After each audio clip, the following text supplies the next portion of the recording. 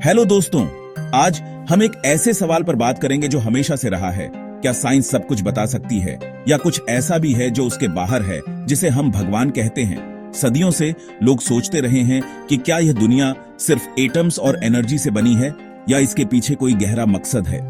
Science हमें अंतरिक्ष की घटनाओं और फिजिकल लॉज के बारे में बताती है, जबकि आस्था एक बनाने वाले और एक दैवीय योजना की बात करती है।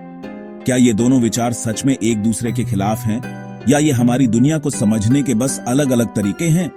साइंस सबूतों और एक्सपेरिमेंट्स का इस्तेमाल करती है, आस्था विश्वास और पर्सनल एक्सपीरियंस पर निर्भर करती है। दोनों ने इंसानी इतिहास को आकार दिया है, खोजों और दयालुता के कामों को बढ़ावा दिया है। हमारा मकसद किसी एक को सही साबित करना नहीं है, बल्कि इस सवाल की जटिलता को समझना है। हम देखेंगे कि साइंस क्या कहती है, आस्था क्या सिखाती है और कैसे वे कभी कभी मिलकर काम करते हैं। चाहे आपको फैक्ट्स पसंद हों या प्रार्थना में शांति मिलती हो, यह सवाल हम सभी को छूता है। इंसानियत के सबसे बड़े रहस्यों में से एक को जानने के लिए तैयार हैं? चलिए शुरू करते हैं।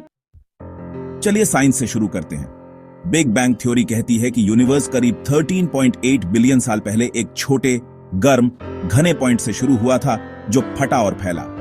समय के साथ मैटर से तारे, गैलेक्सीज और प्लैनेट्स बने, जिनमें हमारी पृथ्वी भी शामिल है। यूनिवर्स के फैलने और कॉस्मिक माइक्रोवेव बैकग्राउंड जैसे सबूत इस कहानी को सपोर्ट करते हैं। साइंस बताती है कि यूनिवर्स कैसे डेवलप हुआ, लेकिन बिग बैंग से पहले क्या था या यह क्यों हुआ, यह नहीं बताती। डार्क मैटर और डार्क एनर्जी जैसे रहस्य हमें याद दिलाते हैं कि अभी भी बहुत कुछ है जो हम नहीं जानते। साइंस हमेशा सवाल पूछती रहती है, हमेशा जवाब ढूंढती रहती है।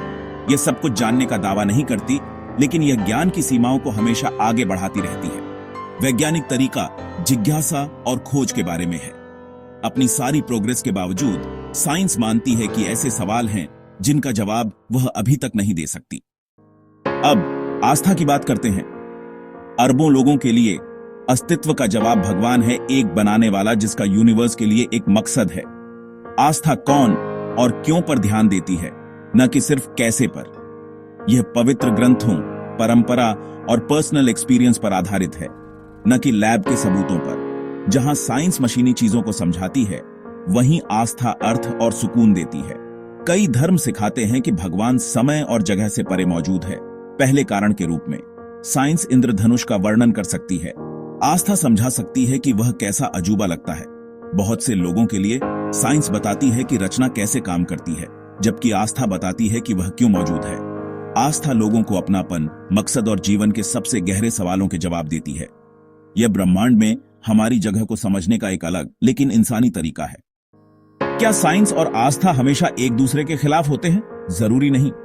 कई महान वैज्ञानिक भी आस्था वाले लोग रहे हैं, जो अपने काम को रचना को समझने के रूप में देखते थे। साइंस भौतिक दुनिया को समझाती है, आस्था अर्थ और नैतिकता को खोजती है। साइंस भगवान को साबित या गलत साबित नहीं कर सकती, आस्था उसके दायरे से बाहर है। वैज्ञानिक तथ्यों को नकारने के लिए आस्था का उपयोग करना या विश्वास को खारिज करने के लिए साइंस का उपयोग करना बेवजह का झगड़ा पैदा करता है। हर रास्ता अपने क्षेत्र में सबसे मजबूत है। ज्ञान के लिए साइंस, समझ के लिए आस्था। दोनों सच्चाई की तलाश करते हैं, बस अलग अलग तरीकों से। शायद जवाब किसी एक को चुनना नहीं है, बल्कि दोनों की सराहना करना है। आपको क्या लगता है, क्या साइंस और आस्था दुश्मन है या पार्टनर? सवाल पूछते रहें, सीखते रहें। यही खोज की सच्ची भावना है।